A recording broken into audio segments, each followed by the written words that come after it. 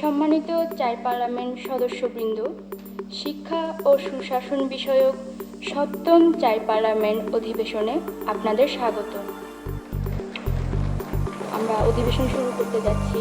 আমি তারকাচিহ্নিত সমস্যা 1 আলোচনা করার জন্য অনুরোধ জানাচ্ছি আমাদের লক্ষ্মীপুর জেলার প্রতিনিধি নুসরাত। ধন্যবাদ মাননীয় স্পিকার।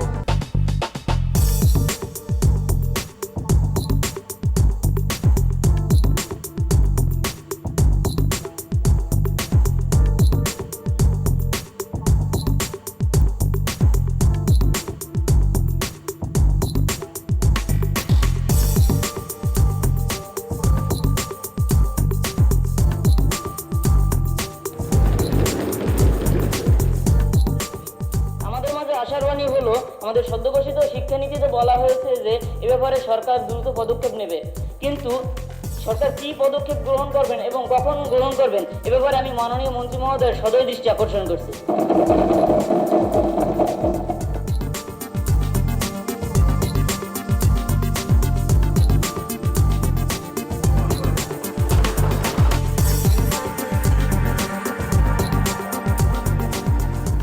আমি বলতে চাই যে আমি আপনাদের এখানে এসে আপনাদের বক্তব্য শুনে আমি অনেক কিছু জানতে পারলাম, বুঝতে পারলাম।